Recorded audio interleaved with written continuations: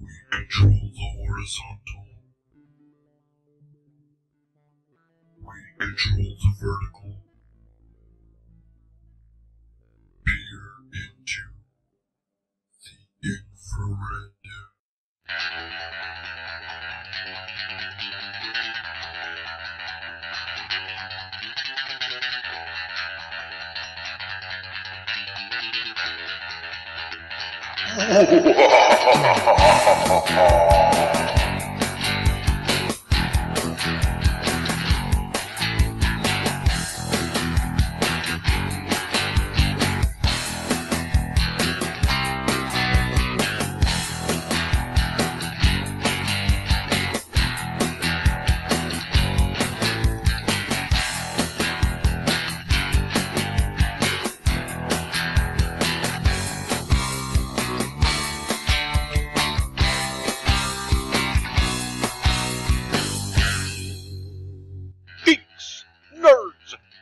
And fans, this is Tales from the Infrared.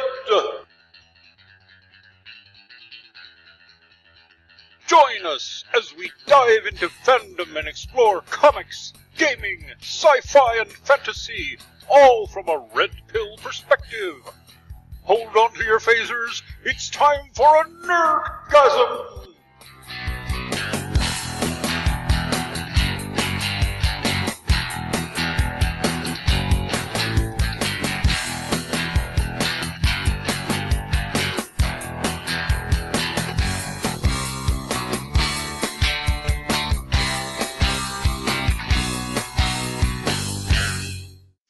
Featuring Rachel Edwards, Jim Kelvarn, James Huff, Dean Esme, and Christian Shearson.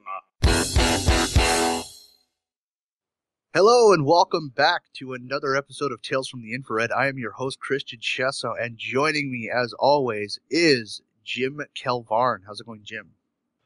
It's a really wonderful day so far. Let's see what trouble we can get out of. And, of course, Nefanor of Thrall, our resident alien. How's it going, Nefanor? Take me to your leader. Our resident honey badger, Rachel Edwards. How's it going, Rachel? Pretty good. Have donuts. I want a donut. And running the back room, as always, is James Huff. How's it going, James? It's going, guys. And guess who just finally joined us? It is Mr. Dean Esme. How's it going, Dean? Good morning, good afternoon, good evening, everybody. How are you doing? I am enjoying my blueberry pancake vape on my Vamo V5 that Jim Kelvarn fixed for me, so I'm a happy camper. Awesome. All right, so who is taking us through the topics? Oh gosh, I think I Rachel lost the just point. Volunteered. Okay, we'll start out from the beginning. Rosetta Comet scientist Matt Taylor apologizes for his shirt. Oh gosh, this one.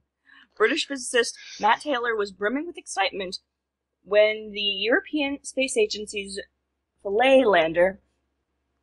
I probably misspelled that. You know what I mean.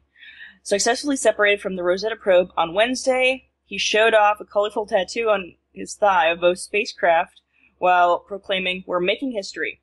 But it was his garish bowling shirt that attracted more attention than the unconventional Rosetta Project scientists' words or ink. A collage of pinup girls in various states of undress holding guns. The controversy over the attire became known as Shirtgate or Shirtstorm on Twitter. On Friday, Taylor, wearing a nondescript navy blue ESA hoodie, offered an unsolicited apology.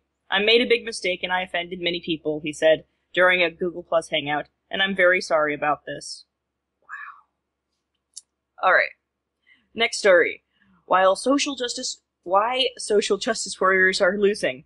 Gamergate is one of those things that a couple years ago would have been resolved quickly, going into the narrative as part of the great struggle against the isms. Instead, it goes on, and SJW seem to be losing the battle.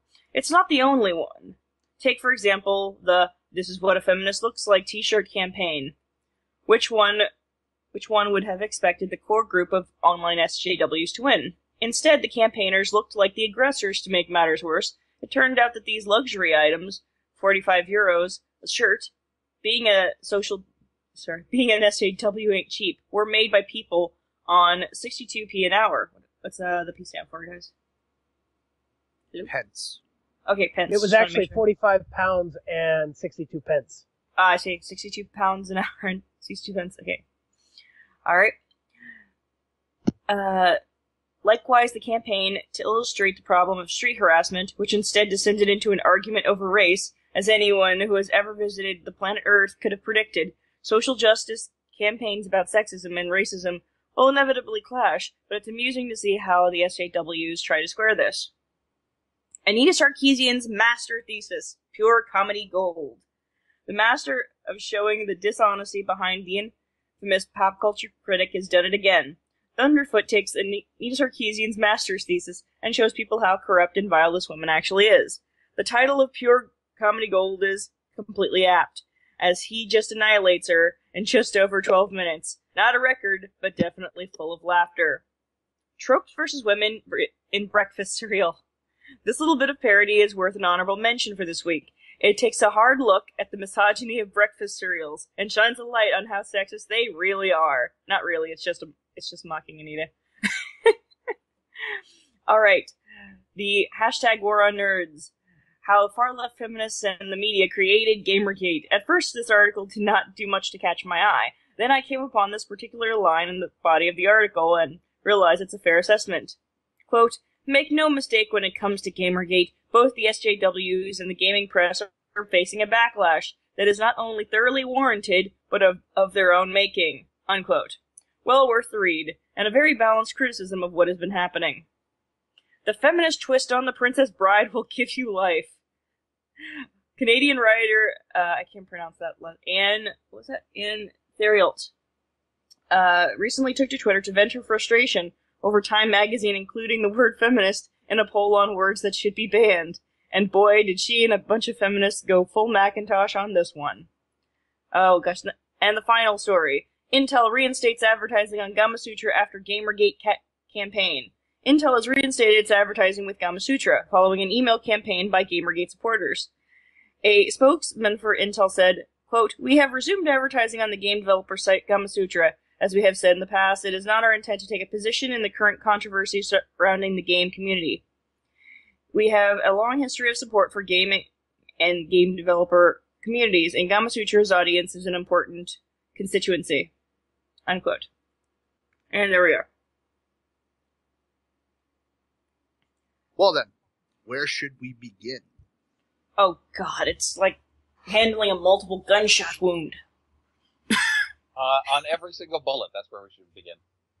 Oh, Jesus Christ. You know what? Let me open this up with, sort of a happy bit of news for everybody out there who is using an Android device.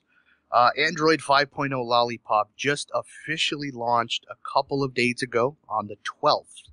And it's a huge fucking update. Over 5,000 brand new APIs, and they're all working marvelously. So wait, check it out. They actually made Say something what that again? works? Say what again? Now, what have they got working? Their operating system for a change. Well, no. You walked right into that one. Yeah, I did walk into that one. I've always been a huge Android fan. I've always preferred Android over iOS and BlackBerry OS for mobile devices. And I've been watching Android 5.0 closely for quite a while now, ever since it was announced back in July at Google I/O. I even installed and ran the very first developer preview on my Nexus 5. But they just officially released the completed OS on the 12th, and it's even better than I could have imagined. Oh, okay. So it fully works. So it brings tears to your eye. It does. Oh, it's so gorgeous, and the animations are so fluid, and it just looks so goddamn gorgeous. Oh, Really? Okay. He'll be in his bunk. Geekgasm. Well, there's the first nerdgasm of the show. Yeah, Oh. Do you need some paper towel to clean up? Hey, and by the way, I know it wasn't in the news section, but I have a breaking news alert. Definor? Okay, remember, we still have to have him killed for that, even though We I asked have the for it. hit out. We just haven't found him yet. Moves too fast, the little alien bugger. No, People it's don't know. because my spaceship is white. Oh, is that what it is? Oh, You'll never find it in Canada. oh dear. Plus, I understand you're actually only about 6 millimeters tall, which makes you a hard target. Anyway, Andrew Sullivan of the Daily Dish has noted that Microroo of Microroo Media and Janet Bloomfield of Judgy Bitch have been unjustly suspended by the anti-Gamergate, anti-women against feminism, anti-freedom brigade of the far left, and I do mean the far left, not the mainstream left. And Sullivan Daily Dish are a major publication, so hopefully the ongoing war on censoring people on Twitter is going to change. I'll try to add that to the show notes when we're done. Well, Dane, Did that just today. I'm going to have to point out something, that Women Action Media thing. They've actually, someone was telling me that in their report form, it actually has a choice for someone disagreeing with someone.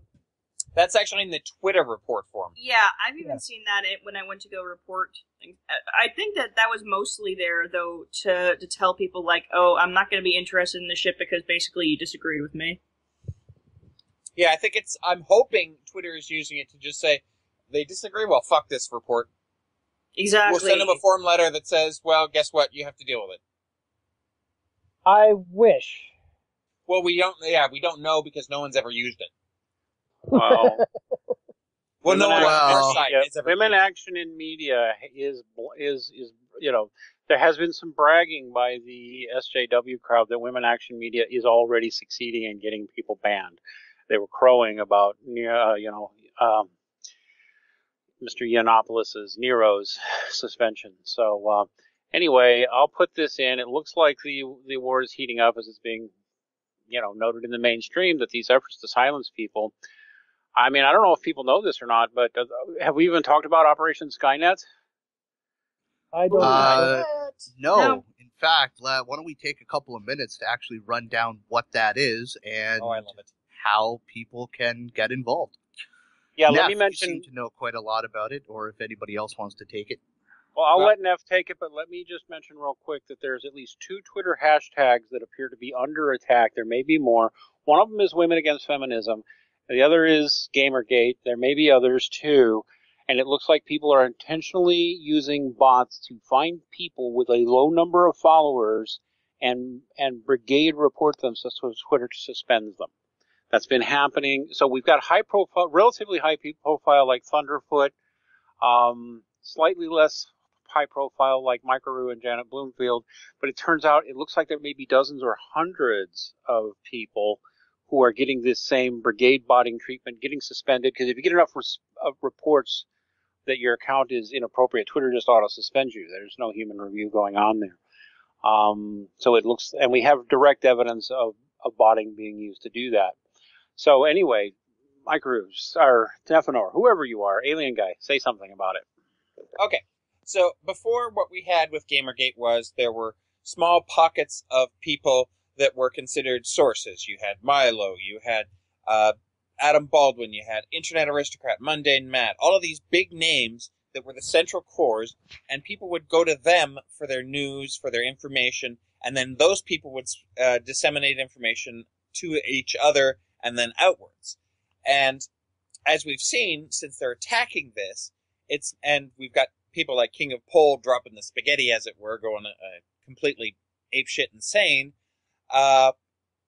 they had to change the tactics. So what they've done is they've decided to go from a centralized network like that, where you have multiple centralized cells, as it were, to being a completely distributed mesh network where everybody follows everybody. And the idea is there are certain posts that you retweet, you follow anyone that retweets it, and they follow you, and you basically create a huge web of people so that if one person goes down, the information still gets out. Also, it increases follower count, so it makes it a lot harder to ban people. And if you happen to go down, you can create backups a lot quicker and get into it a lot faster. I've already got my backup created years ago, but it's already started getting some attention too. So that's Operation Skynet, or hashtag OpSkynet. So if you are pro Gamergate, make sure to include hashtag OpSkynet. Retweet anybody who tweets out to the hashtag OpSkynet. Follow them. They'll follow you back. And not only will it increase your follower count, it'll also greatly help Gamergate prevail. Yeah, I've almost over doubled my follower count in less than 3 days. So you're now at 15. No, more like close to 1,000. Can't argue with those results. You really can't. Not at all. Wow. And wow. let me note that it may serve the ego to say you've improved your follower count, although that's not the real point. The real point is that the more followers you have, the harder it is for them to use. There's like an algorithm that we seem to have figured out, that people seem to have figured out, is that the more followers you actually have, the harder it is for, someone to report you as abusive or as a spammer and be taken seriously. So it's actually a protective maneuver as well. Yep, it's offensive and defensive at the same time. Yep. The way that works is, if you have a low follower count, the system, Twitter's system, is more likely to consider you a spammer. You're just a pop-up account. You have less than 20 followers or less than 80 followers, whatever the number is, and the system thinks it's much more likely that you're just a pop-up spam account just there to spam. Whereas I don't see how that It has Sarkeesian. that follows logic, because some people, they just follow their friends and family, and some people don't have a whole lot of friends and family. I mean, come on. That's right. But no, the point is, and let's say you've got 20 followers, and all of a sudden you're real active, going around, responding to people you don't know, retweeting things. That is actually classical spam activity. That's the sort of thing people with spam accounts actually do. They'll set up a spam account, they'll follow a bunch of people, all of a sudden, they'll start injecting themselves into conversations, in the injection may make no sense whatsoever, right? So two people are sitting around talking about Walking Dead, and all of a sudden, some person you never knew comes in and said, by the way, you can buy some really cool zombie merchandise here. And so, it is a relatively sensible way for Twitter to automate looking for bots that are spamming, but it's being exploited. Right. Just like pretty much everything social else justice on the warriors internet. exploiting the system? No. They would never do that. Well, let's start rolling into our actual topics, our listed topics. I want to start with Shirtstorm, to be honest. Yay, Matt Shirtstorm. Taylor. This guy is a member of a team that landed a shuttlecraft on a comet successfully. Not a shuttlecraft. The thing's about the size of a mini. A lander. Okay, yeah, a lander. About the size of a mini fridge, so it's not that but big. Still, they landed a terrestrial craft on a moving celestial body. And we aliens were actually ready to come and come to humanity and say, we like you guys. And because he was wearing a bowling shirt that had semi-nude caricatures of women, caricatures of semi-nude women. Not caricatures. Proper word would be drawings, as it was. Yeah, they were not photos or photo. It was they were not photorealistic depictions of women. They were like the hand-drawn. They look like the hand-drawn pinup girls of like the 1950s. Well, here's It looks something like we need Boris to. Vallejo's kind of work, if anyone's familiar with it. Here's something we Okay. need to Let me also finish. point out. Well, let me point this out real quick. This was done by his female friend. The I was artwork was getting to done that. by his female friend. Okay. No, not the I was artwork. The getting to shirt that. was made by. The shirt itself was designed and made by a female friend of his as a gift. Okay? But, to be honest, who gives a fuck who designed and made the shirt? That's completely irrelevant. He landed a terrestrial craft on a moving celestial body, and feminists are making a much bigger deal about the shirt he decided to wear rather than his achievement. Well, Yeah. it specifically started with a tweet by one feminist who said, "Oh, if you care about women in science, you really are." I remember it was Snarky, right? Shows how he really cares about women in science by wearing this. And by the way, there's a picture out there of her wearing an anime shirt with a hunky, muscular, ripped, semi-nude guy on it. But Vegeta, never mind. And that was actually faked. Oh, that's too bad. I wish it was real. Doesn't matter. I officially find this woman deplorable anyway. And my response to her is, if you actually care about women in science, Get don't a take degree in gender science. studies. Take a Yeah. STEM course. Oh gosh, yeah. Yeah, Instead and- of spending $25,000-$30,000 on a 4-year gender studies class, get into engineering or get into biology or chemistry. Get into a STEM course, a STEM field, and actually do fucking science and promote the STEM fields with other women. Do not fucking recruit them into gender studies fucking classes where none of that shit is done. I'd also like to make the point of, way to go in sending the message that women are essentially fragile little flowers and weak and need to be protected from the bad men and their bad images and their bad thoughts. Well, That's not even my complaint. Well, my complaint I- is much worse. hey. All right, Rachel, Rachel. Okay, I mean, if you ask me, if you could do something that awesome, you can wear whatever the fuck you please. If you are an awesome scientist, in my mind, you really can't do any wrong. That's why Neil deGrasse Tyson gets a pass for some of the crazy vests and shirts and stuff he wears. I mean, it's massively tacky, but at that point, that level of awesome, you can wear whatever the fuck you please. That's just me. Okay. Well, There's a couple points that I have to address here. First off, there's going to be the point that I've seen many times by feminists going on about, well, this isn't appropriate at my workplace. That's fine.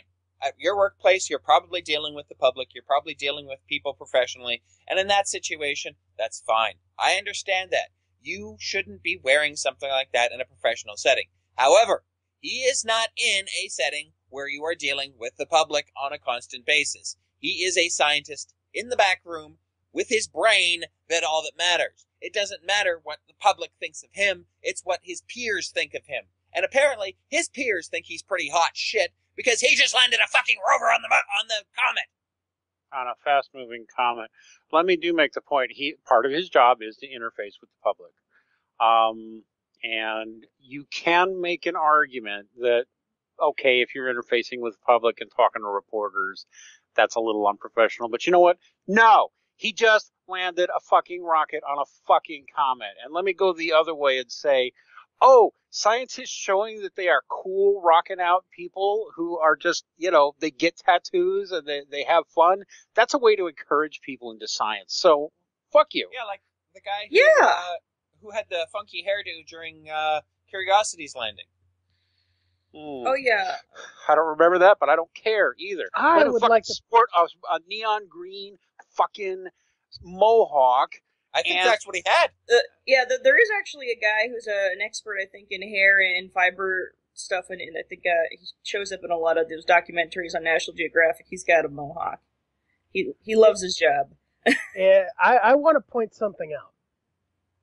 And nobody's actually pointed this out, but, feminists bitch all the time about how people talk about what women are wearing. And what's the first thing they do with this guy? They bitch about what he's wearing. Way to go, feminists. How smart can you possibly be? Jim, don't you know? So fucking hypocritical. Jim, don't you know he was asking for it? I mean, just look at what he was wearing.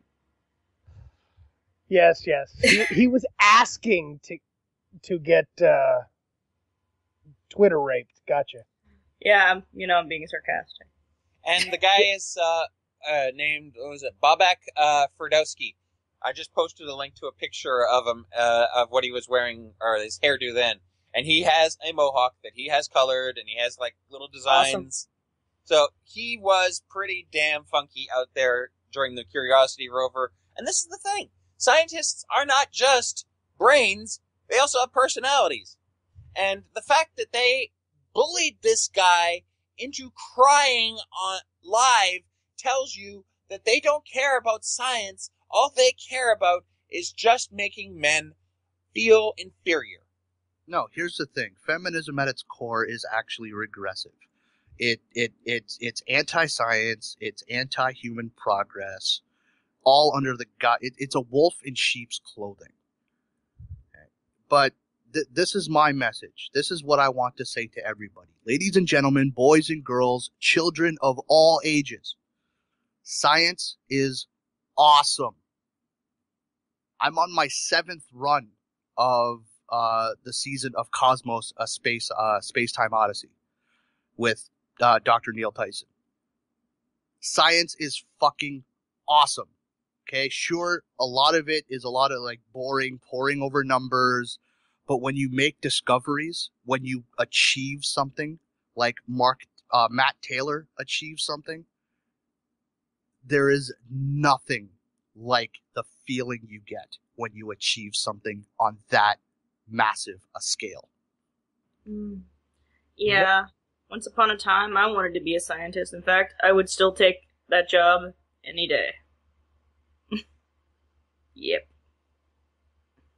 Well, see, here's why I think most feminists don't want to take that kind of job. And you have to bear with me for a minute.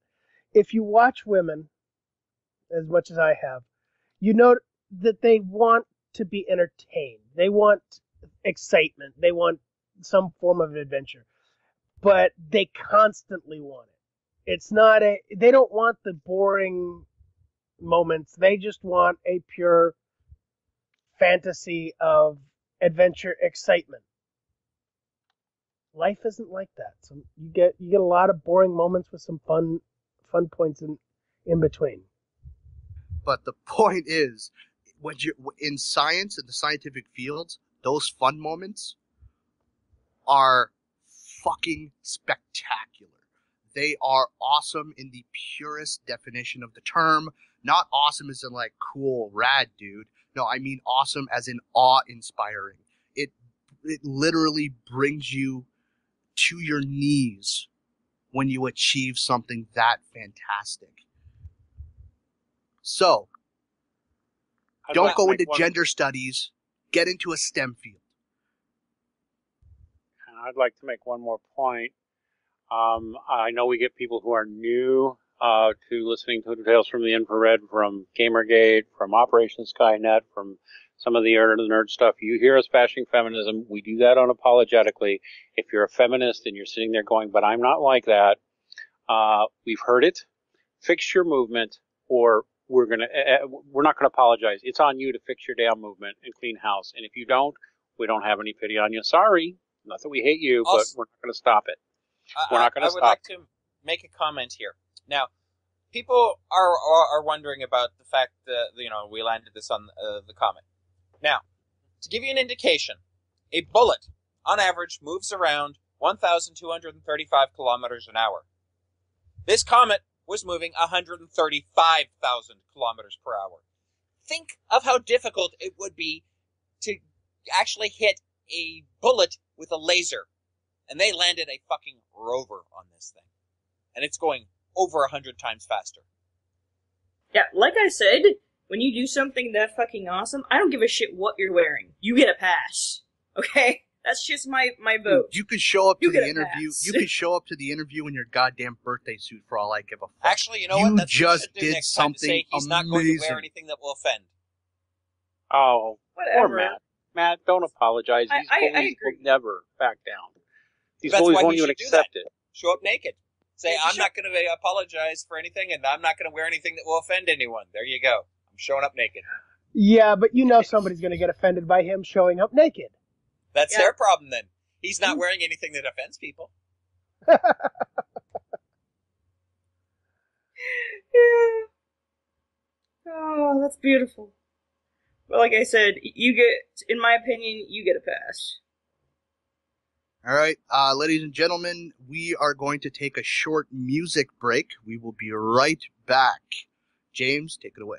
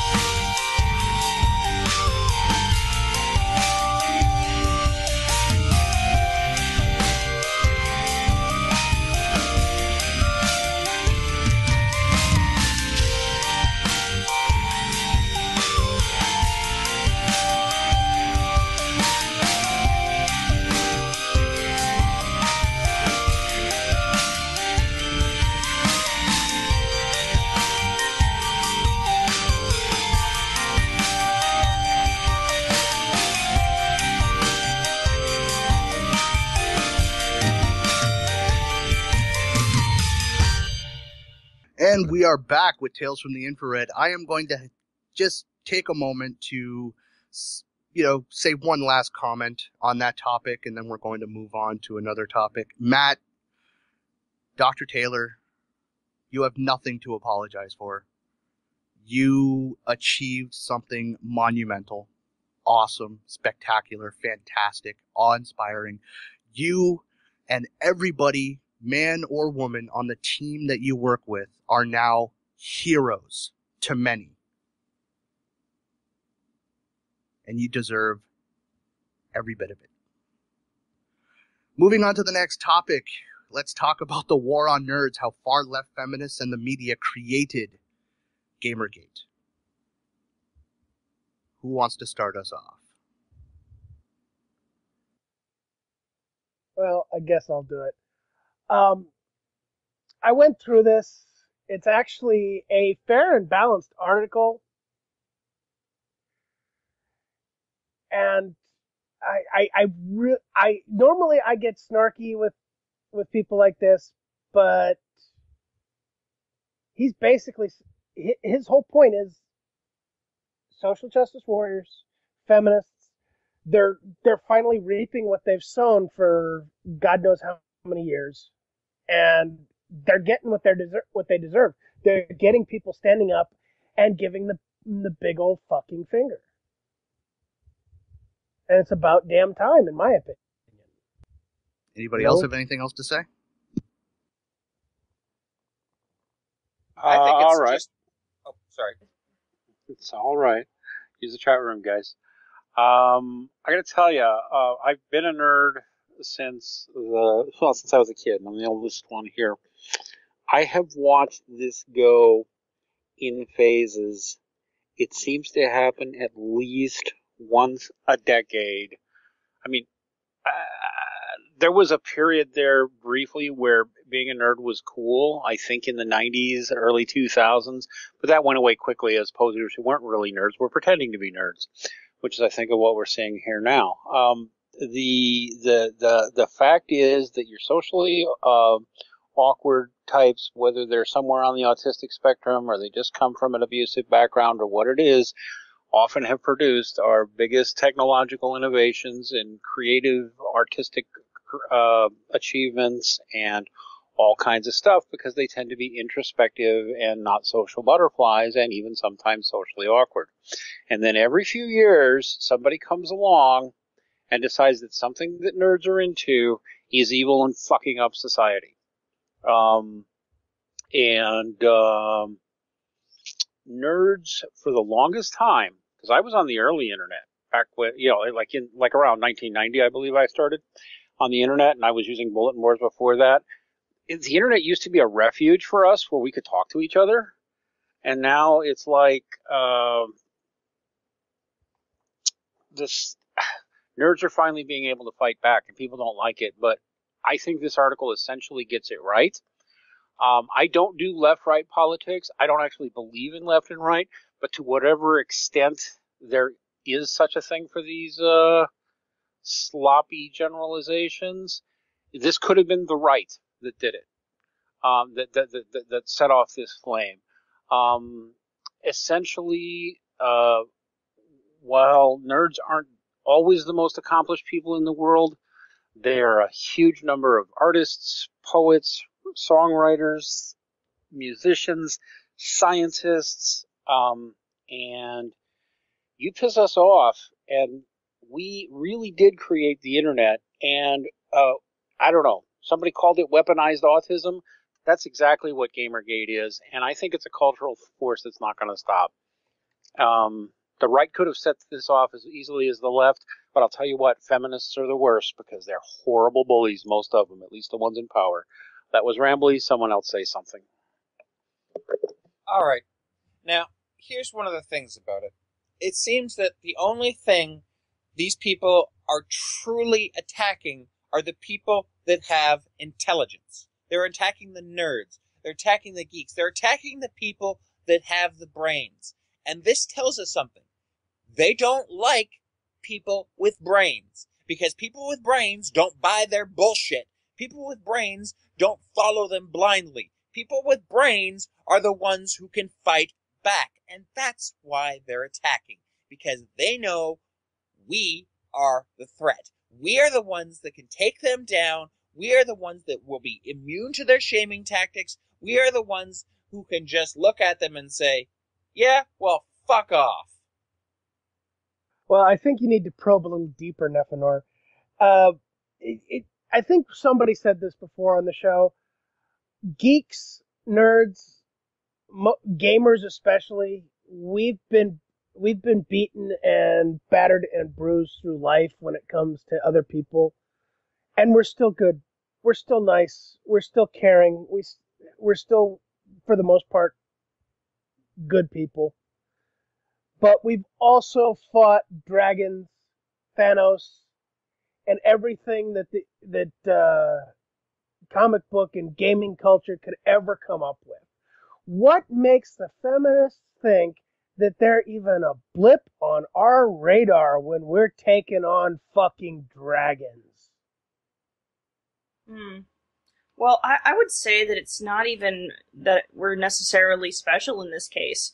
Really, they will attack anybody who disagrees with them, and the reason why we're going to win is not necessarily because we're special or because we're nerds or anything. It's because, to be honest, we're in a very unique position, and I've said this before. We're in a unique position because of the internet. Right now, we're in the information age. This stuff does not easily disappear. You can't really just make it disappear off the face of the earth. If you say something stupid, there are people that are screenshotting, there are people screen grabbing, there are people who are recording all of this stuff for posterity. So if you are an evil social justice warrior type that is bullying people, that's going to get recorded. It's going to be there forever. And now you have to be able to approach other places of employment in the future, and this is going to be on your record. This is going to show up when they Google search you. So, yeah. This is what's going to hold those people accountable in a way that we've never been able to before. But there you go. Yeah, it's going to leave a lot of baristas ready for their jobs.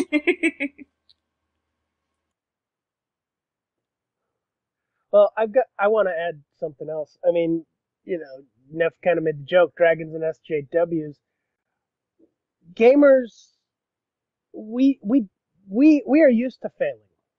We've failed numerous times in the course of a game. I'm actually playing Bayonetta right now, and I can't tell you how many times I've gotten killed on that game. It gets tough, but gamers know one thing. The tougher it is, the harder you play, and you figure a way to win. And this is not something feminists have gone up against before. We don't quit. To quote Thunderfoot, gamers don't die, they just respawn. And we're gonna keep respawning. And we're gonna keep fighting. And we're gonna win. Period. We don't quit.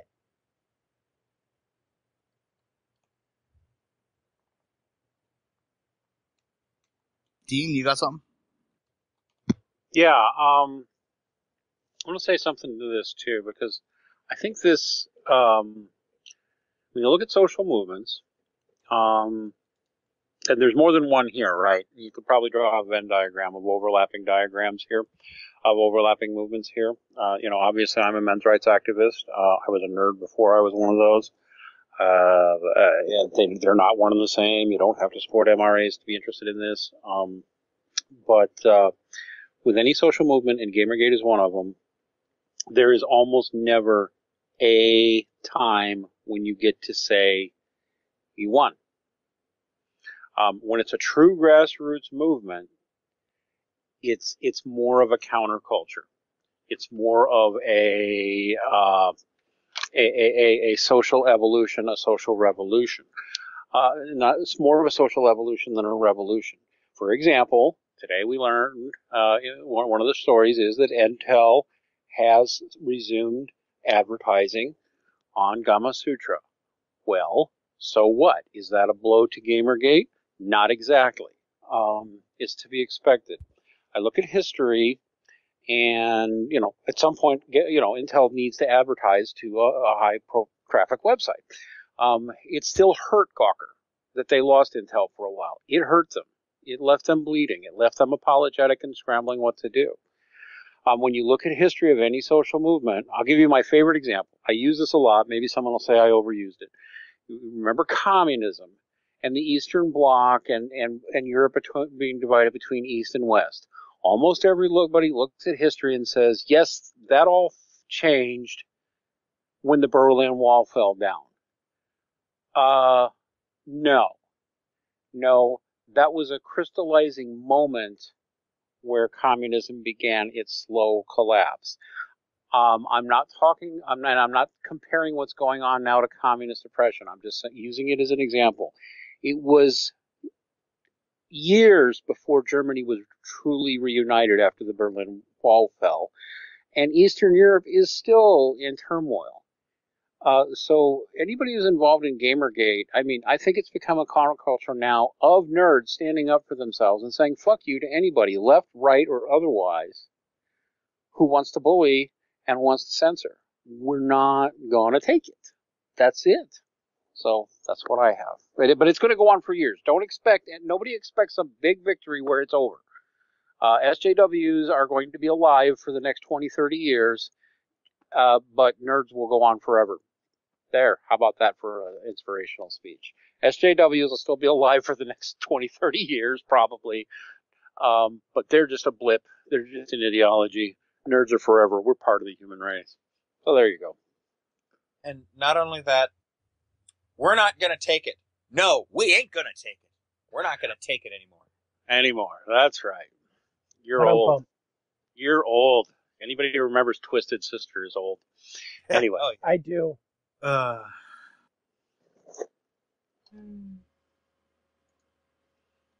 So I noticed we also have feminists in a twist over the Time poll, and over on BuzzFeed they're comparing it to The Princess Bride. Who read this story and brought this to us? I did. I actually read through the whole thing. It's hilarious.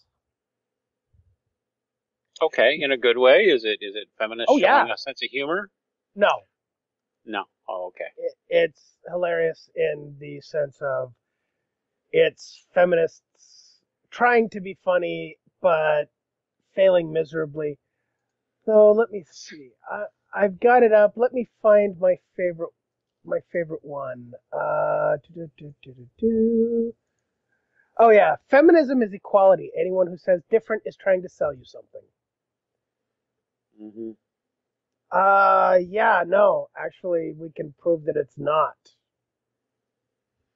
In fact, I would say feminism isn't equality. Anyone who says it is trying to sell you something. I have to ask. I mean, I only skimmed the article, so I'm going to admit it. I only skimmed it because I just saw, there in the show notes and we talked about it.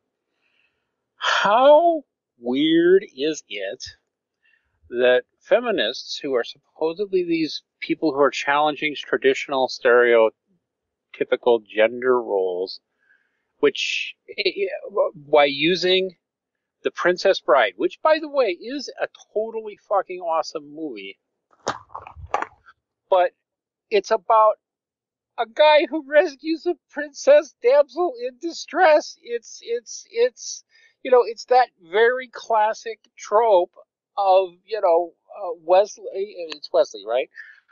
Yes. Rescues Buttercup from the evil king. It's just got so-called patriarchy all over it. And they're using this as their inspiration. But don't ask those people to make sense, I guess, because they don't make sense. Not so far as I can see. As you wish. Yeah, that's actually something most of us in the, Rachel just typed in this chat room, as you wish. It's a great quote from there. That would actually be something your average MRA would go, yeah, Buttercup, we're not doing that anymore. Sorry. That's chivalry and we reject that shit. But it's funny that feminists are using that. In fact, I want to hear Rachel's insight. I really do. Oh gosh. Feminism. Why do you say that word? I don't think it means what you think it means. Ah, good one! Good one! Feminism, you keep using that word. I do not say it means what you say it means. Actually, feminism isn't what they use that isn't that way. It's equality. I promise not to kill you until you reach the top. I'm sorry. I love that movie so much. No good. I've known too many feminists. Oh, yeah. Oh, shit. The feminists are actually the little bald guy who... Inconceivable! Inconceivable! That's who they actually are, and they don't know better. At least these feminists. You know, as much as feminists use the word patriarchy, I'm actually starting to believe that it's just they're projecting a fantasy. They fantasize about a patriarchy. Mm-hmm. Oh, gosh. Yes. Well, one. I was going to say, just doing a little bit of psychological studying on feminists, it's so amazing how they sit there and they fight and they rail, and it's I think she does protest too much. It's basically, I don't like this, and you know how many feminists I've met who have rape fantasies? I mean, that's pretty much what it comes down to. Sadly, they're actually. I'm going to go on record and say that's what they want. They want the rape culture. They want the patriarchy. They want to be told what to do. They basically want to live their lives without ever having to think. As Janet so eloquently put it, it's not rape culture, it's rape fantasy culture. And apparently it's also patriarchy fantasy culture. Now then, Rape now we're starting to get into the mind of we're starting to talk like Manhood Academy here, and quite frankly, I'm not sure I'm comfortable with that. Yeah. Gosh, you followed me with a class. I don't want to. I don't want to sound like Manhood Academy. I really don't. But tell me I'm wrong. Someone tell me I'm wrong about my assessment when this is all they talk about. And yet, when you get them into the situations and how they sit there and they criminalize any type of sex, they criminalize everything, and they call everything rape, they call everything patriarchy, and you look at how they act, it's do for me. Somebody, please tell me I'm wrong in my assessment. I'll go there. First off, Christian, you mentioned Manhood Academy, which is a bunch of stupid douchebags who are not popular in these parts, but because they've got these really stereotypical and dumb ideas of what manhood's supposed to be and a bunch of other crap like that. However, I have spoken to Aaron Pitsey, founder of the Better Women's Shelter Movement. I've talked to Karen Strong, Go Rights What.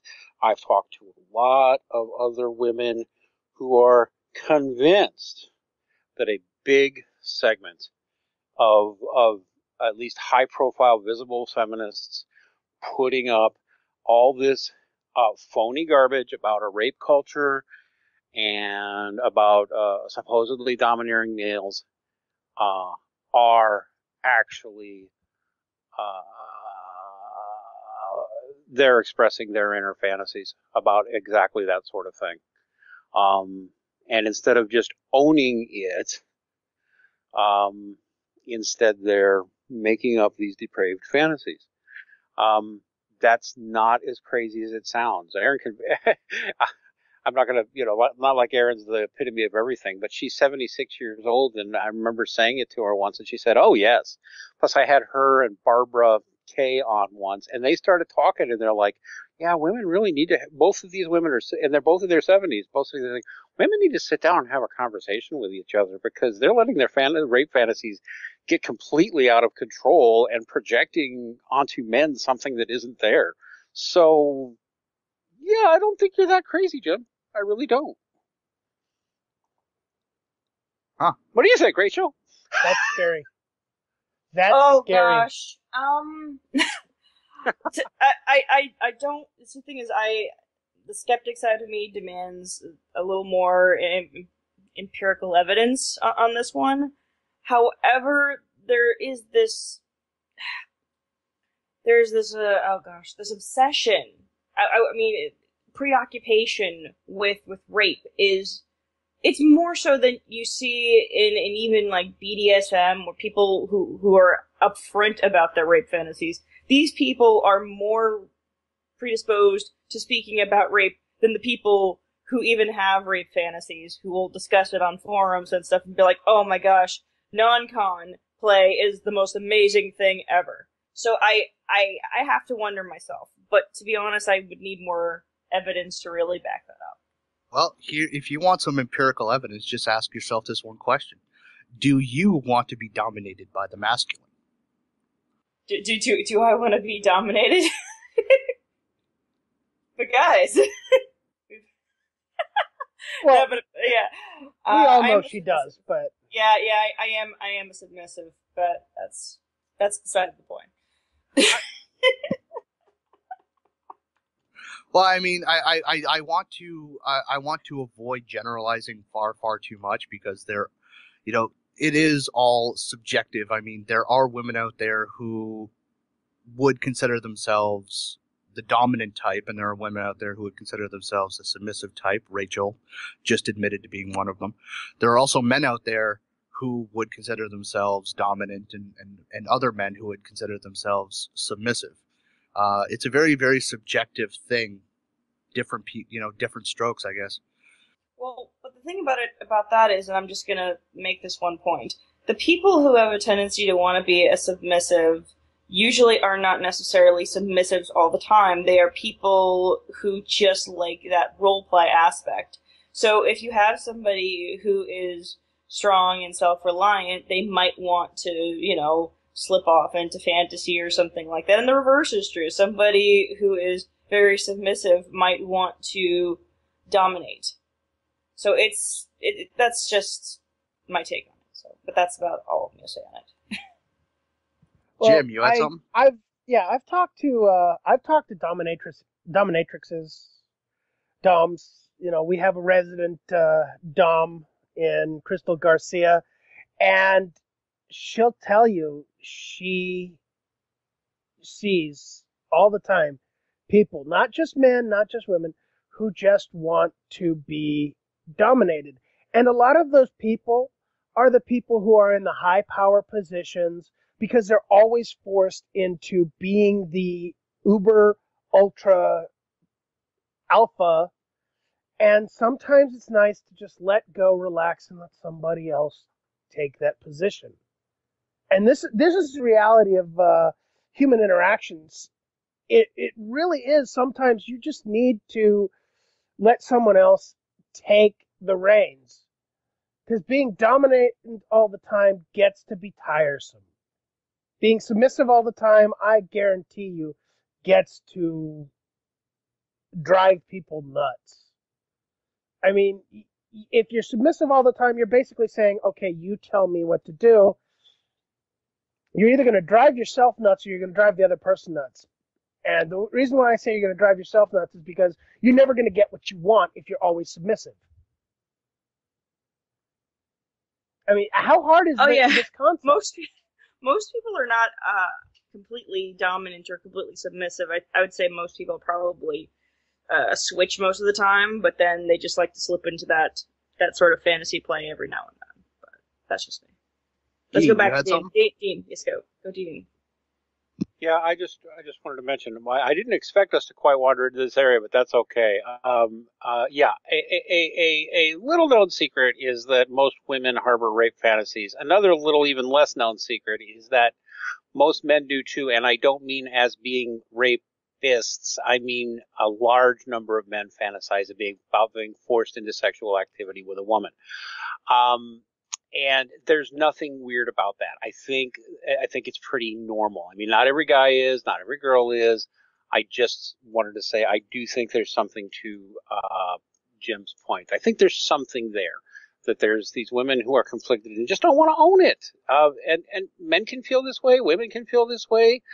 It seems like some of them don't just want to own it, and instead they're projecting. That's all I got. I think we have a music break coming up here. Do we?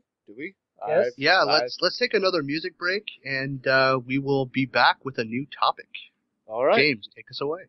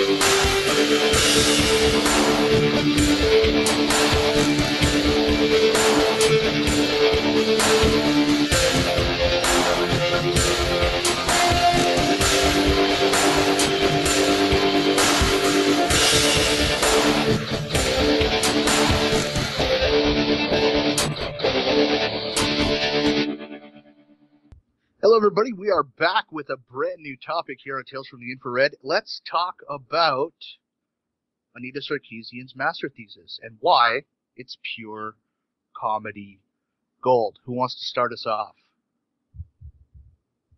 Rachel does. I'll do it. Go. Rachel wants to. Okay. I read this. Take it away, Rachel.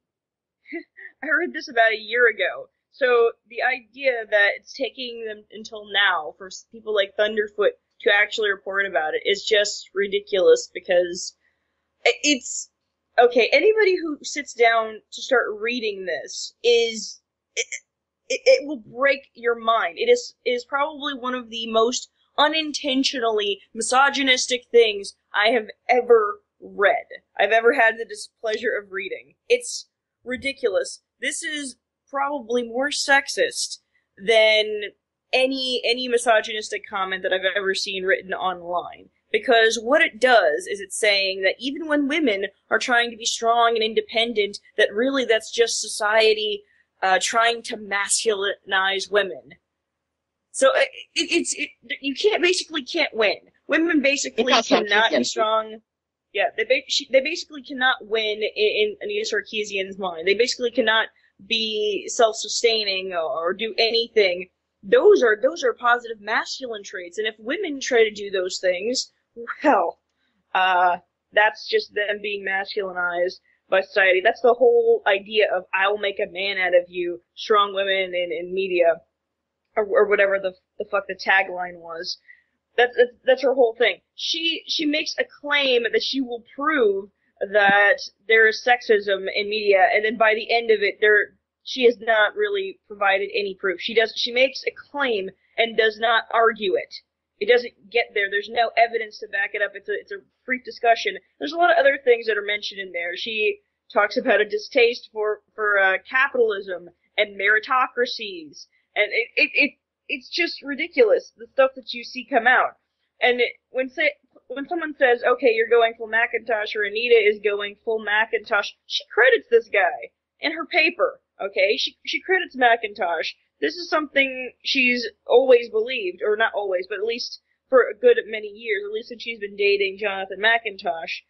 And it's only now that they're actually just being honest about it. Honest about the belief in this power differential, that because there is a power differential, women can't be sexist against men because they somehow have less power. So yeah, there is sort of this belief in a massive difference in power, that men are basically Superman and women are these downtrodden individuals, and so basically there's nothing wrong that a woman can do against a man ever because of that differential.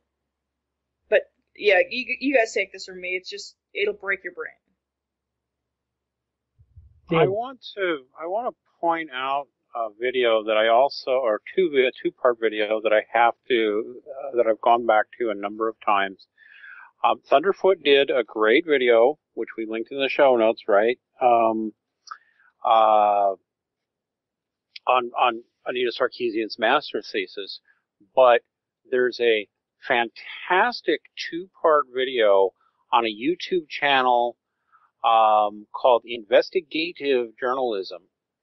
That's Investig with the number 8, TIV Journalism. Anita Sarkeesian Part 1, the college graduate, and Anita Sarkeesian Part 2, Burqa Beach Party.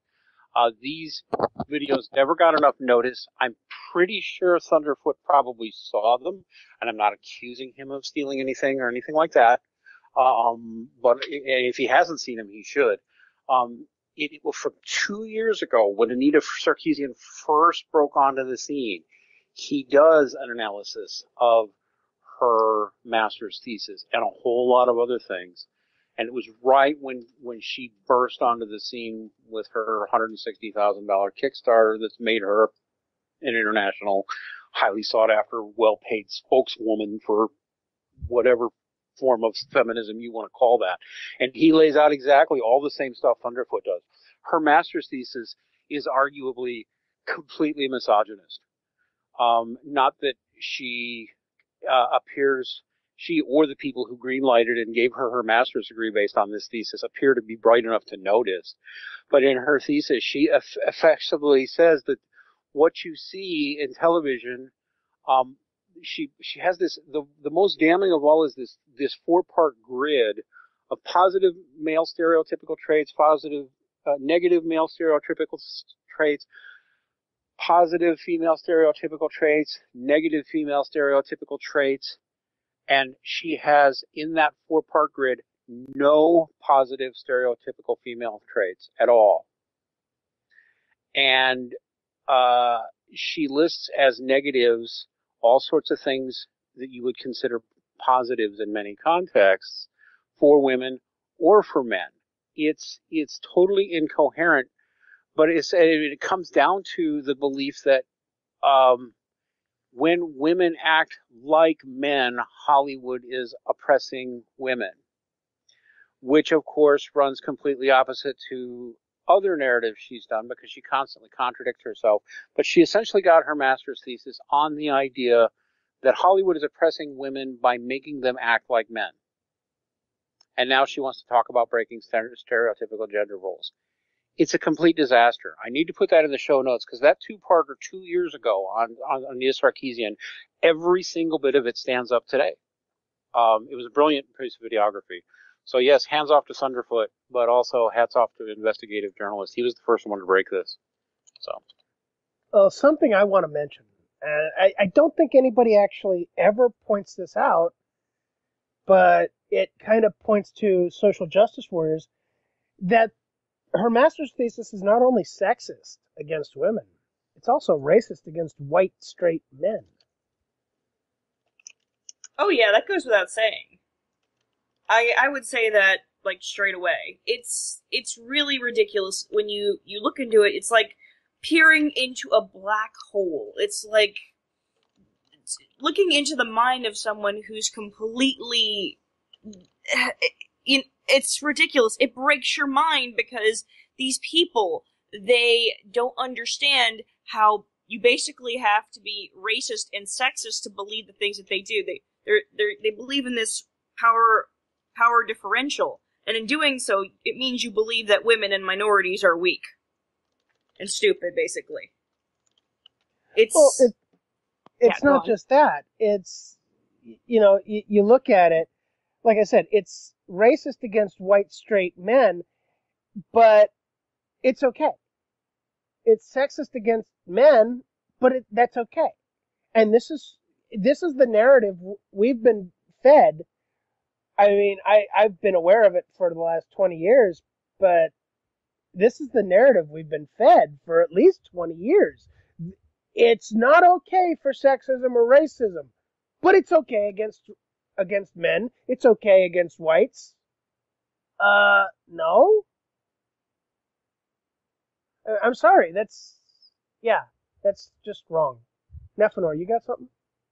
Yeah, you got to notice something. The way that even with the tone and the terms that they use in their own literature, they don't refer to sexism against men as sexism. They refer to it as reverse sexism or reverse racism. They want to make a distinction. They want to make it separate because that way they can push it away. It's like, oh, that's not really sexism. That's not really racism. That's just, as they like to put it, substantive equality up here in Canada. It's that they didn't have it before, so they're getting it now. And that's the problem. They don't want us to think of sexism and racism against the straight white man as that. They want to make it a different thing. They want to call it something else so that they can push it away and say, no, that's not real. That's not real. That's not right. Well, I think it's more than that. I think they're justifying their hatred and their bigotry. I mean, let's look at Sarkeesian and McIntosh. They're both white, yet her frickin' master's thesis is basically just really sexist and racist. I'm wondering how they actually are still a couple after so long, unless it's the fact that McIntosh really, really hates himself for being a white straight male. Though I'm guessing on him being straight. I think that's accurate. I think Dean's got a comment on this, and I think he's right. I don't think he does hate himself. I don't think he hates himself for being straight. I don't think he hates himself for being white. I don't think he hates himself for being male. I think he hates women. And I further think that he is fundamentally a sociopath who really doesn't care who he hurts.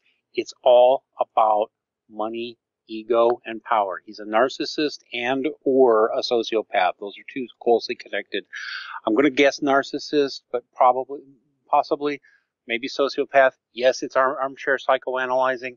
I don't like armchair psychoanalyzing. I would prefer to take people's arguments on their merits. But he is the one who clearly scripts all of Sarkeesian's work. It wouldn't surprise me if he wrote most of that master's thesis.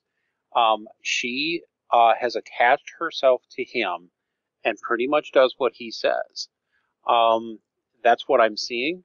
And I see no choice but to armchair psychoanalyze these people because they do not give rational arguments and they will not engage in debate.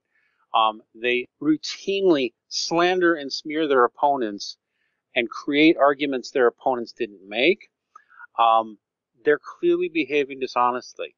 And I know somebody else has something they want to say, but I want to make this one other thing out there too. I've noticed that McIntosh, Anita, and her crew, through their own other friends, have started to identify me. I don't know if you guys have caught this. I bet none of you have. I hope I hear a laugh here. Well, whatever. Maybe I just talked to guys. They have been declaring me and Paul Elam leaders of Gamergate. Oh, that's funny. Yeah, I haven't caught it. Okay. I'd have to see this, but Yes. it would not yes, surprise me. there was a video one of their friends put out, and they listed me and Paul Elam as leaders of Gamergate, along with Dave Rooney and Jordan Owen, who aren't even MRAs, by the way. You can see a clear attempt to tie Gamergate to MRAs merely because, and by the way, Davis and Jordan aren't MRAs. Paul and I are. Paul's not even a gamer. I'm a peripheral player, sort of like Rachel. I tweet supportive things once in a while. I retweet people. We've published a couple of articles on Gamergate on AVFM, but not, a whole lot. Yeah, these people are not operating. They're not dealing as honest operators. To them, it's about money and power and status. That is the only conclusion I can reach when people really genuinely will not engage. And when their own points keep going all over the map and just shut people down instead of trying to engage them in conversation. So that's what I have. Well, there's a super entitled aspect to these people's personalities, and, it might have to do somewhat with the fact that a lot of these people are trust fund babies. They have not ever had to really suffer in their lives. They don't know real oppression. They don't know real turmoil in the sense that the average person, like even the average middle-class individual, goes through. These people really are the 1%, and I didn't want to believe this until I just started seeing this stuff come up again and again. Brianna Wu's parents, multimillionaires, Jonathan McIntosh, like supervillain loaded, have their own island. I mean, I've heard other things about some of these other prominent members being from these really well-to-do old money families. And it's ridiculous. Basically, they're like, oh, I hate the way that mommy and daddy do all these things, but I have no issues getting handouts from them. But that's not really what I want to go into. I really want to go into, Jordy Tate, because he is an example of a social justice type who basically doesn't know when to shut up. And when I say shut up, I mean, usually the whole thing is you don't really take as much of your position.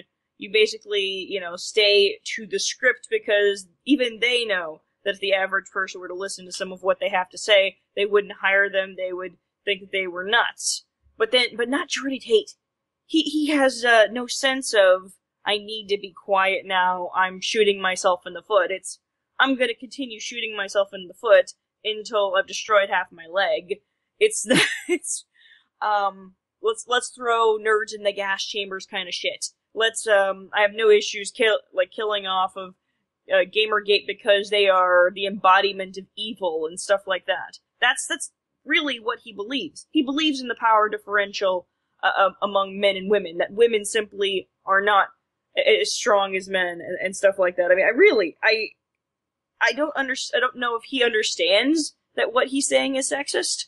I don't know if he understands that what he's doing is removing the agency of women, but that's pretty much what he's fucking doing.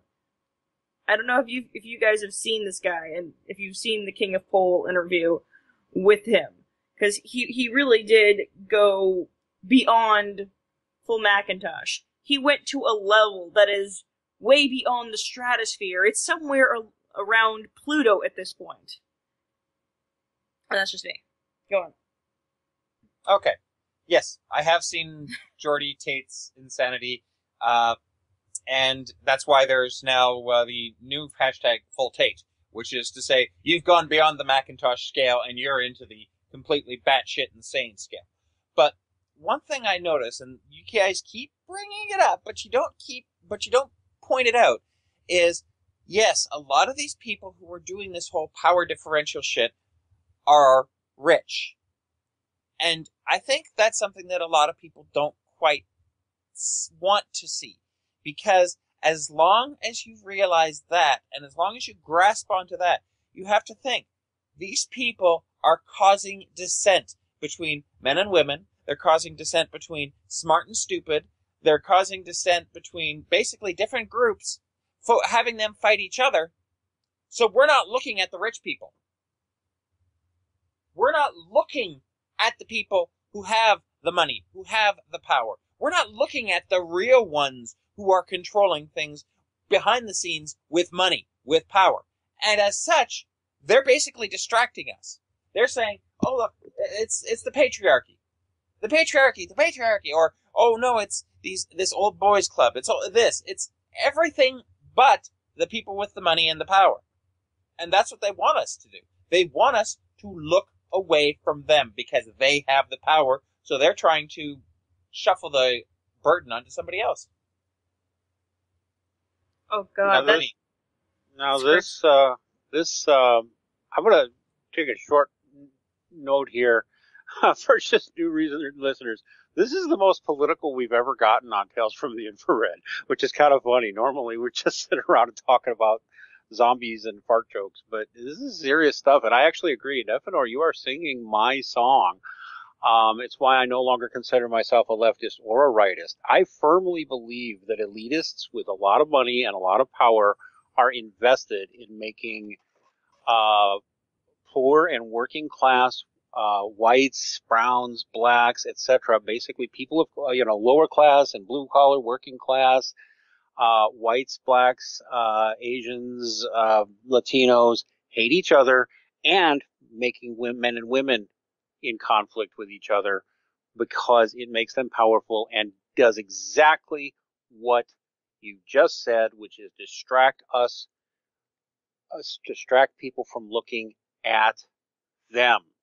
Rachel indicates she wants to say something.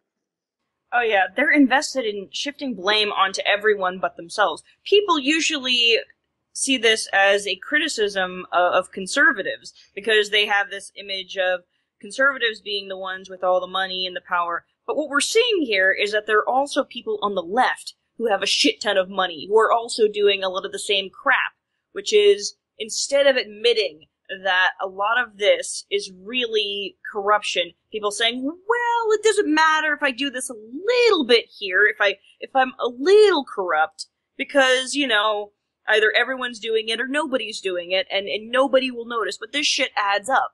It's little things, like the people of Gamergate not, reporting on some of these things when people at the top are corrupt. It's little things like that. And people in mainstream media not reporting on stuff like that. Little by little, it enables these folks. And they keep on going because they're like, yeah, this is a little bit okay, because, if I just do this a little bit, it's not gonna hurt anybody. If I continue to give myself a raise here and there, if I break the rules, if I'm a little corrupt, it doesn't matter. And that's really what this is about. It's these folks really don't want to believe that really what's going on here is that people in power who have a lot of money and who can, pull a lot of weight, that those people aren't the ones who are causing problems for people at the bottom. And so the social justice types, maybe their parents were conservatives or whatever, but these people are just as bad because they are completely in denial about these people really fucking things up for everyone.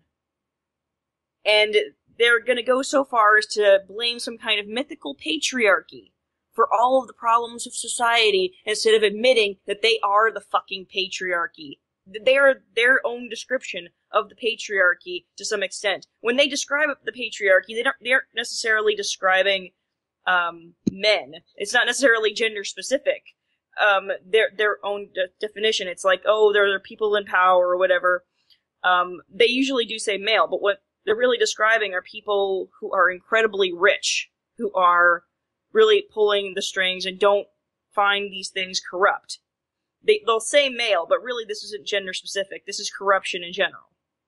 And that's what they consider the patriarchy to be, is like this force that's acting like a powerful agent and fucking things up for everyone. They are the fucking patriarchy. Oh, Rachel, I gotta correct you on something. It couldn't possibly be the patriarchy because they already have a word for that. It's called oligarchy. Yeah, I know. That's the top 1%. So basically, if you're saying that they're talking about the patriarchy, then they're pretty much fucking pointing it at men anyway, because Oh, they are. patriarchy, it's a masculine term. They don't want to admit, A, that women are just as bad, and B, that it's the ones at the top. And that's it. That's the truth. That I hate using that term, but that is the truth. That's the reality of the situation. It's both sexes, people at the top, fucking shit up for everybody else. Yeah. And hold on. I hate to say it, but those of us at the bottom are just as bad. We're fucking it up for each other. We're fucking it up for everybody. Human beings, and I hate to ever agree with Nefanor, but I'm going to agree with Nefanor. Human beings are fucking everything up for each other, all the way around. I would agree. Go on, Nefanor. Okay. First off, just a clarification there. Oligarchy actually refers to generally the small ruling the few, ruling the many, but that's generally to do with things that are royalty, wealth, family ties, education, corporate, religious, or military control. That's not specifically one type. What you are referring to is plutocracy, which is specifically the rich. That's just my point. Oh yeah, I would absolutely agree on that one.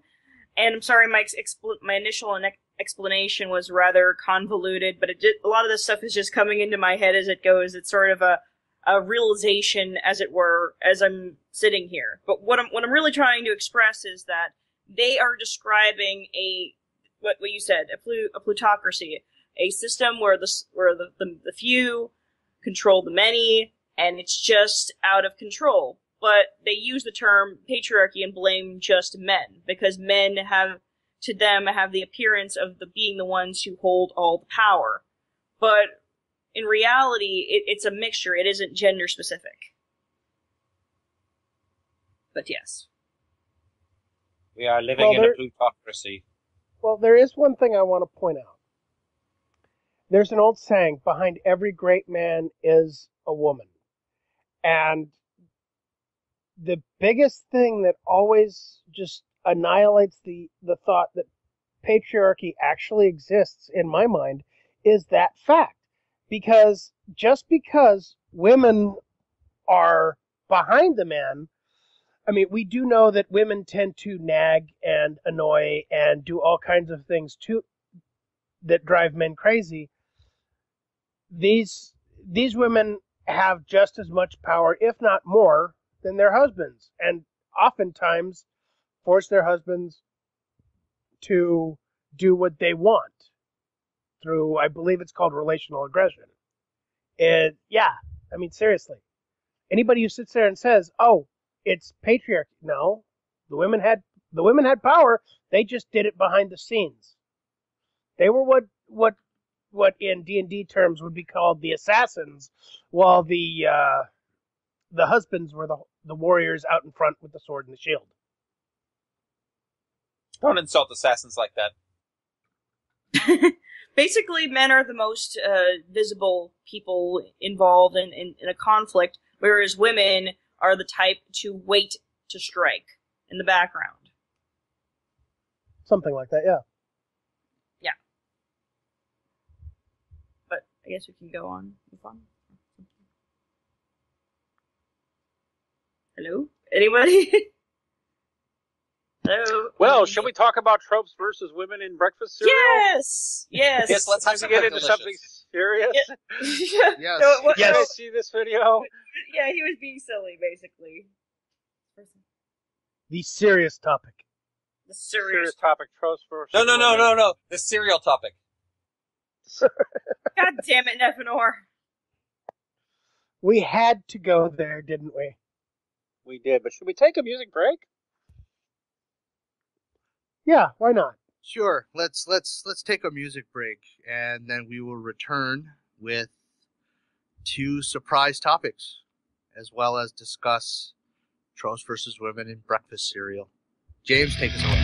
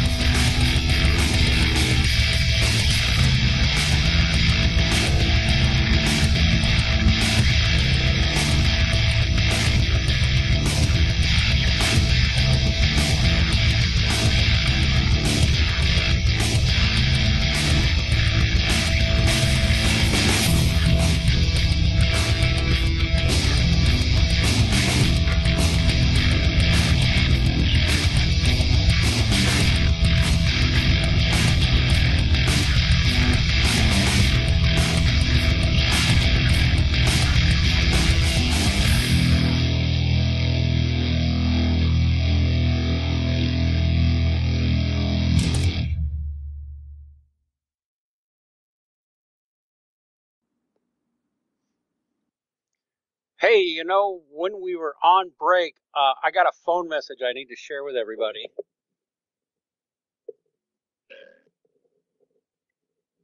Yeah, we were taking up a collection to send all you guys to Saudi Arabia where you can treat women like crap legally. And we were just curious about where to send the tickets to get you guys out of America where you don't belong because you're not really Americans and you hate America and you hate women. So you need to go move somewhere where you can hate women legally and it's all good for you. So we're sending you all to Saudi Arabia. I'll contact you later to get your address, and we're going to ship you motherfuckers off, and you will not be American citizens anymore. But thanks for playing. Bye, you asshole. Wow. Isn't that awesome? Hate. Isn't that awesome? As the leader of Gamergate, I cannot wait to be sent to Saudi Arabia where I can establish my patriarchal overlord powers even further. Dean, you can't be the leader of Gamergate. I'm the leader of Gamergate. No. Sarkeesian's friends called me out as one of the leaders, and he didn't name you? They didn't name Hey, you? I am the alien overlord of Gamergate. Sorry. And I support our alien overlords. Oh my gosh, I am the mistress of Gamergate, god damn it. Funnily, when they mentioned you as mentioned the leaders of Gamergate, no women and no people of color were mentioned whatsoever. So you don't count. And You're no just aliens, fuck them. And no aliens. I know. It's crazy. So anyway, Well, tropes versus women in breakfast cereal, guys. Actually, one thing before we jump into that, Dean, it reminds me of I Am Spartacus. I know. Yeah, know. and that's pretty much what it is. It's like, the minute they sit there and they start trying to call people as the leaders of Gamergate, you're going to have just about everybody in Gamergate saying, I am the leader of Gamergate. Nobody's the leader of Gamergate, you dumbasses. That's Go ahead, right. Dean. Although I will say, Op Skynet, follow me, instant follow back. No questions asked. Just as long as you're real. Because you guys are the leaders. I'm not the leader of fucking anything, and I never claimed I was. Breakfast cereal are oppressing the women's, right? Did everybody get a chance to see this video? Yeah. I'm surprised, Yep. actually. Yep, it's beautiful. Oh my I'm god, surprised the that they French, missed one cute French thing. translation was fucking fantastic. They missed Oh my something God. important. Well, what did What's they that? miss?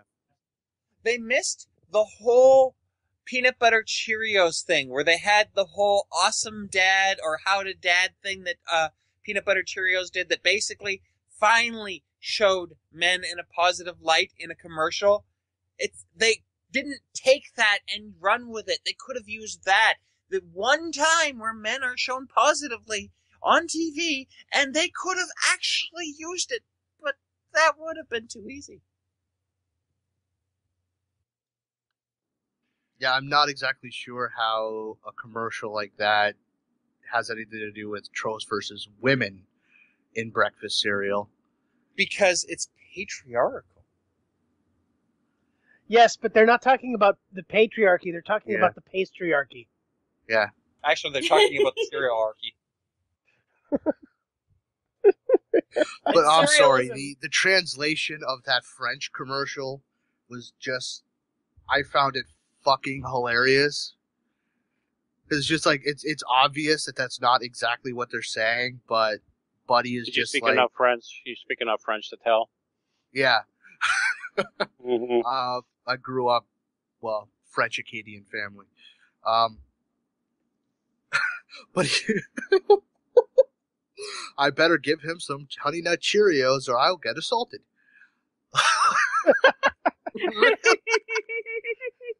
Well, that's Oh, what I dear say all God. the time, so I don't know why you guys are laughing about it. That's serious. Oh No, it can't be serious. It's got to be cereal. no. Very I'm true. super cereal, you guys. Super ethereal. Like, I'm so super ethereal right now. I've got a massive clue.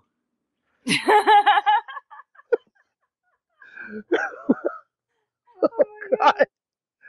Well, this about sums up the video. I mean, it literally is just that. Actually, it sums up fucking- Sarkeesian. Yeah. Well, Sarkeesian's just that fucking stupid. But no, this how we're laughing and joking and having fun with this. That pretty much sums up the video. It is hilarious. Dean. The video is hilarious, and the people who won't get it are the people who will not understand that when it comes to the kind of logic employed by Sarkeesian, you can portray anything at all under any circumstances as oppression of women. And by the way, I've made this challenge before, and I'll still do it for anybody who wants to. You name a topic, I will discuss how it oppresses women. I will explain how it oppresses women to you. Feel free to challenge me on that at any time, because it's like a game. Steak? We've already we've already gone down this road multiple times. Your point, Dean. Okay, no problem. I'll shut up. Speaking of fuck off, I think there's something Dean's been wanting to lord over us the whole time. Da-da-da-da-da! Dean was right. Dean, you were right. Suck it, nerds! Master. Suck it, nerds! Missy is the master. Suck it, nerds! I've called it early on. We'll talk about that one in a minute. I am a patriarchal oppressor. Missy is the master. I've been calling it all season. I will give some props to my wife, who originally suggested the idea, and but as soon as she said it, I started clicking. It made perfect sense to me. I was right. I have vindicated. Bow before me, nerds. Kiss my ass. Fuck off. I'd rather probe it. my shiny metal ass. And by the way, while I think we all probably mostly agree that this has been a sort of weak season of Doctor Who, we've said it in every episode, but still, Peter Capaldi's great. The scripts have been mostly weak. That two-parter that ended the season was pretty fucking good. It was. It was actually worth watching the rest. They ended the series on a high note, and they've already hinted at a Christmas episode. But then again, as any Doctor Who fan knows, there's always a Christmas episode. Even on the year where there's no season of Doctor Who, there's a Christmas special. So yeah, that's it for this series until the Christmas special. Sadly, we won't get to meet the new companion until next series. Well, speaking of the companion, I've got to say this. As much as I've enjoyed Jenna Coleman, and as hot as I think she is, I can't wait to see fucking her character die a horrible death in the Christmas episode. So much hate. You think she's gonna die? Yeah, they've already hinted at it. Yeah. But how many times has she died? I didn't say they're going to kill her completely. I'm saying that they've hinted at the fact that she's going to die. Oh yeah, I mean it's something that's been hinted at because every time the Doctor meets her, she basically dies. But yeah. Dean. I actually want to. I find it interesting. I'm pretty sure that, and this is going back to Missy as the master because Missy's the master, bitches. But Nefanor just said it, and I want to hear his rationale. I also think Missy is not dead, but I can't quite. We see Missy apparently get shot by the Cyberman, who may be Brigadier Lethbridge Stewart. Why do you think she's still alive? I'm only thinking it for story reasons. They're not going to let her not be dead. But there's proof. Okay, I want to hear this. Okay, first off, remember, she created the Cybermen. She created these ones, specifically. So, she has control over them. Even if it's not full control, she has control over the technology they have. Do you honestly think she would have created a Cyberman capable of killing her? If anything, there's probably some kind of switch in there that the moment it points at her, it teleports instead of firing.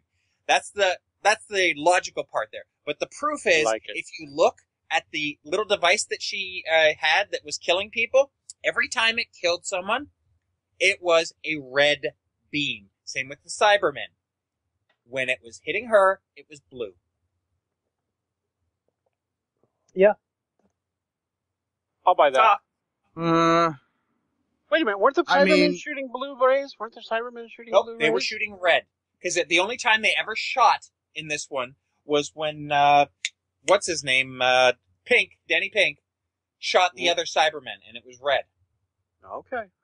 I'll have to go back and watch it, but I believe you. I'm going to pull it up. I'm going to pull it up. I have to ask the question: if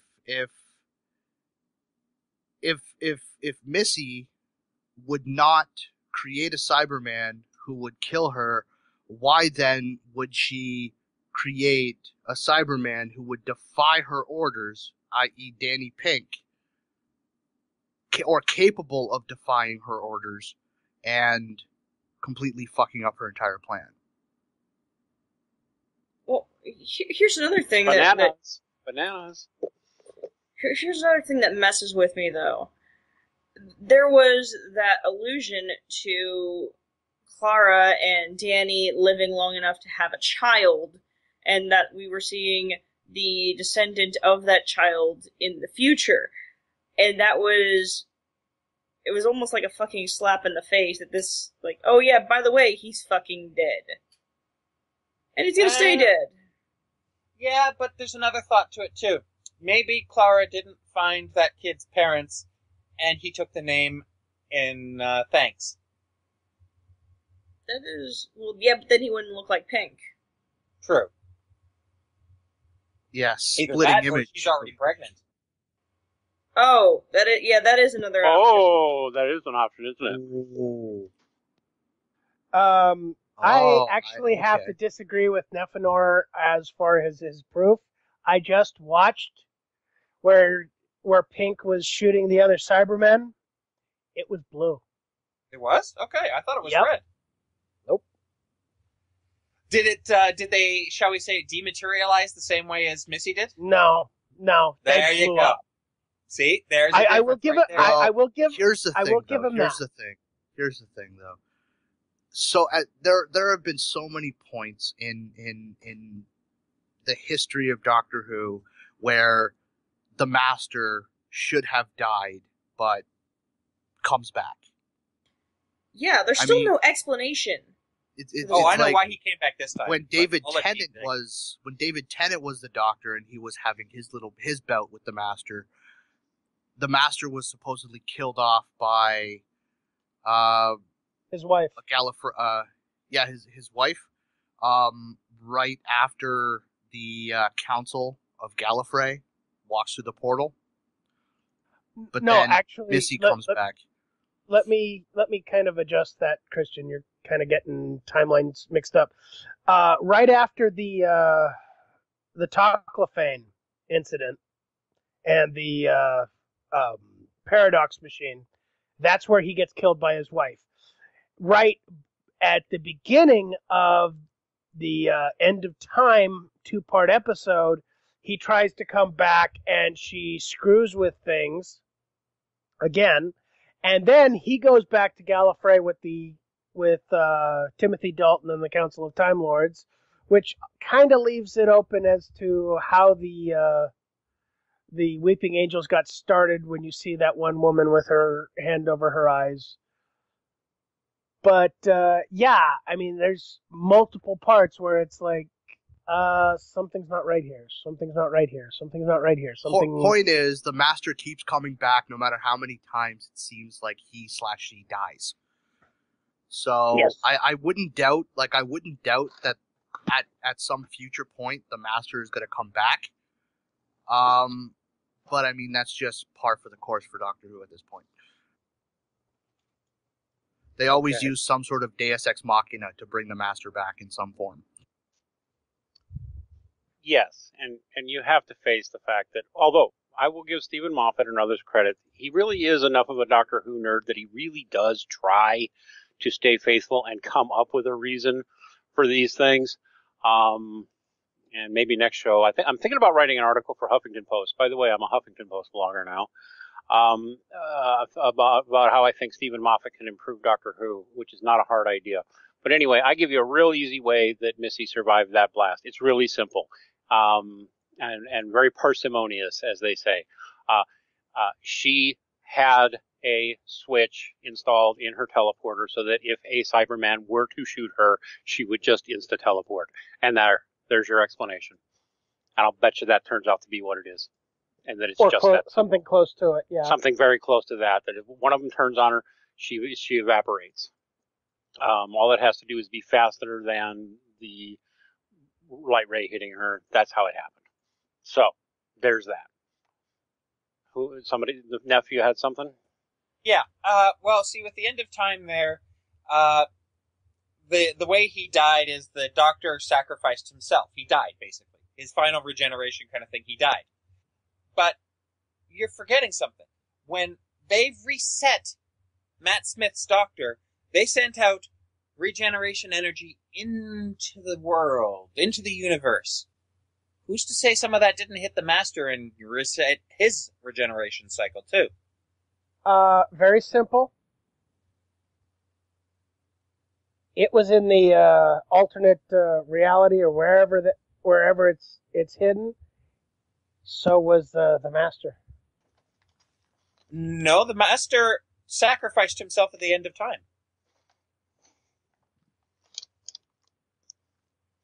Okay, yeah. He was dead. He actually died. Because at the end of his life, it says when Rosillian tried to kill the Doctor, the Master sacrificed himself.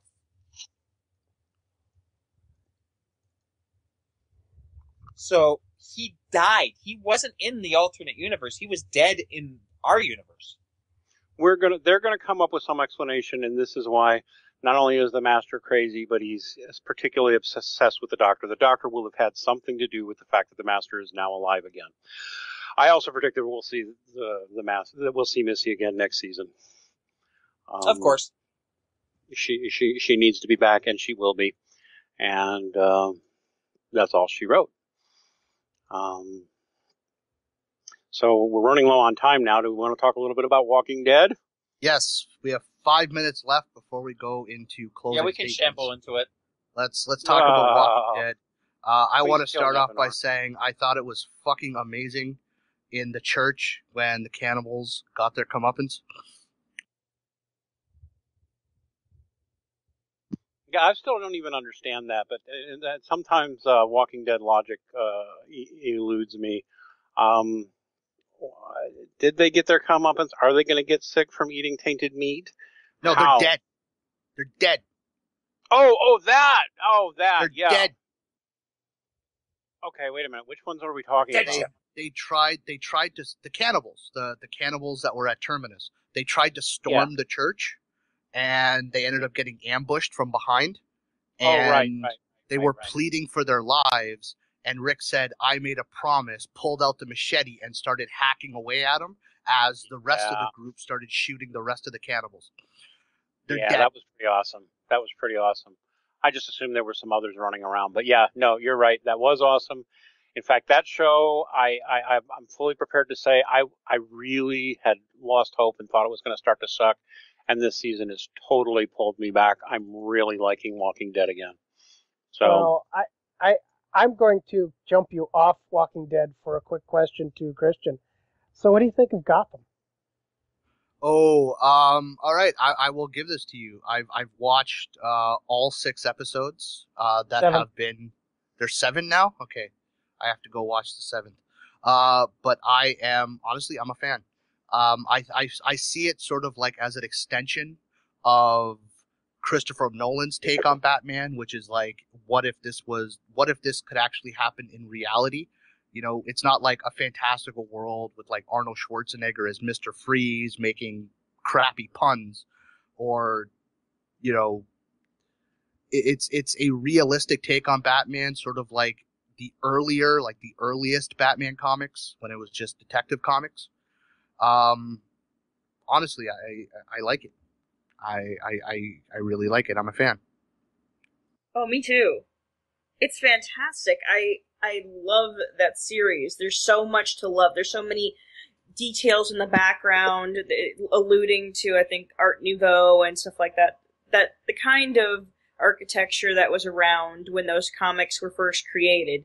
It is fantastic. The mood of the show, the casting is fabulous. The acting, everything is just impeccable. I can't say enough about loving this show. Anybody else? Because I'll be honest, I've been a fan since episode 1. All right, Rachel has sold me. I'm going to go and find and see if I can. Got a friend who can TiVo, who's got it on TiVo, who will let me watch it with him. So, well, I'll Dane, let you know what I think next episode. Dane, I can help you out with that. No. We never break the law. So, I will make sure to get a legitimate copy. Who said anything about breaking the law? I just said I could help you out with that. Oh, all right, no problem. I am the law. But anyways, getting quickly back onto The Walking Dead. The latest episode, we saw Beth. She's all right, a little banged up, but she found her way to a hospital full of other survivors who sort of see themselves as betas, or at least, well, there are cops who act as the alphas who go out and do the scavenging, and then there are betas who stay in the hospital, and essentially their whole purpose for being there is to survive by providing the alphas with whatever the hell they want. There was one douchebag cop that got what was fucking coming to him because apparently he liked to forcefully have sex with the women who were there. Mind if I come in on this one? Yes, go right ahead, James. Thanks. It's a militocracy. That's exactly what it is. It's ruled by those with the guns, the cops, with everybody else who has valuable skills, such as doctors and things, or the doctor and things of that nature, being kept around and being given greater privilege. By that I mean they get their food stores more easily. They have better access to facilities, things of that nature. And then they take the people that they find from off the street who are in trouble, people who they have to rescue, and they bring them in, and they set them to work, and it's pretty much you owe your soul to the company store type of atmosphere for the people that they've rescued. What they do is they set them to work doing all the menial tasks, gardening, pressing clothes, washing, things of that nature. And they charge them for anything that they eat and favors that they get or anything like that. All of it's sort of charged to them. It's a debt that can never be repaid. Pretty much. So I think we've actually found, or we've been introduced to our villains for this season. I thought it was going to be the cannibals, but they were swiftly taken care of, and now apparently it's this militocracy now at the hospital. At the end of the episode, you see Carol sort of unconscious being brought in on a stretcher, and Beth recognizing that it's Carol. So the cannibals ate up their own storyline? Oh. Yeah, I've got the feeling Carol's gonna fuck some shit up. Oh, she is. She wakes up, she has turned into she started out at the very beginning of the series, pretty much a rather demure woman who was beaten by her husband. And she was very quiet and submissive, and now she's starting to come out into her own. With all the trials and tribulations she's gone through, she has turned into a fucking terror. Yeah. Dean, you got something? Just a prediction. We are halfway through. Oh, this isn't a prediction. First, we are halfway through. We're about to go on season break on Walking Dead, so I don't. They're going to come back in February. I don't know how many episodes we got left. I do want to point out before we close that even though we're in real time watching these shows, and it's been like a year and a half for us, if you think about it, the time from reaching terminus to now is like a week, maybe tops, maybe two. So it's supposed to keep that in mind. Again, my wife is good at this, but I'll agree with her. The last we saw, what's his name? Daryl comes out of the woods and he's returning with somebody, and he's says, "Come on out," to the person who's got with him. Prediction for who the guy is? It is I can't remember names very well, but it's the black guy who escaped from the hospital. That's Noah. Yep, it's going to be Noah. It's going to be Noah. Yep. And Noah's going to have information for the group about the hospital. And they're going to go hit the hospital. He's probably going to mention the name Beth, and then Beth's sister and Glenn and Rick they're all going to pop up like, Beth. We know a Beth. Maybe it's her.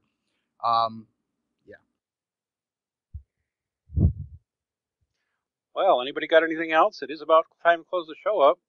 Yeah, if anybody has anything else to say on The Walking Dead, speak now or forever hold your peace. No? Alright, let's go into closing statements. If anybody has anything to say about any of the topics, I know, Neff, you had something. I told you to write it down in the chat. I hope you did. Go, I'm going to you first. Alrighty. I just think it's a shitty little world where a man who accomplishes such wonderful things, who happens to be wearing a t-shirt that celebrates the female form, is chastised and made to cry, whereas a woman who wears a t-shirt talking about hatred of men still has a job and is celebrated. Obviously referring to Valenti. Dean, I'm going to go to you next, and I swear to God, if you say Missy is the master, I will strangle you. Missy is the master! Suck it, nerds! Also, I just wanted to mention next week, Aaron Pitsy and I will be talking about the new whiteribbon.org, and our guest will be Ali Marespand from Iran. So, there you go. And suck it, nerds. Fucking asshole. Rachel, going to you next. Party on, anti-Gamergate, because the party van is coming to you. Jim. I've got a couple of things. One, party van's going to run him over. Two, Dr. Matt Taylor, fuck him. Don't apologize. The shirt was awesome. And three, Constantine. That's what I'm going to be talking about next week. It's really good. James, you have anything at all? Walking Dead. Yes. Yes, and I'm calling it now. It's Rachel? Noah. Rachel? Oh, sorry. What? Yes? What? Final thoughts from Rachel? Oh, we already got her. I'm sorry. I'm Yeah. stupid. Shut up, Dean. Chris. Jesus. God damn it. I'm calling it now.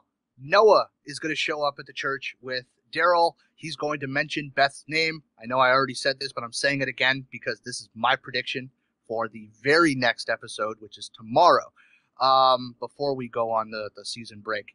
He's going to mention Beth's name. Everybody's going to pipe up, hey, we know a Beth, and she's missing. Maybe it's her. Let's go check it out. And they're going to go hit the hospital. And Missy is the master. Apparently the master. Fuck you, Dean. Thank you, everybody, for taking time out of your Saturday to listen to us shoot the shit. Thank everybody here on the panel for being a part of the show. And remember, take the red pill.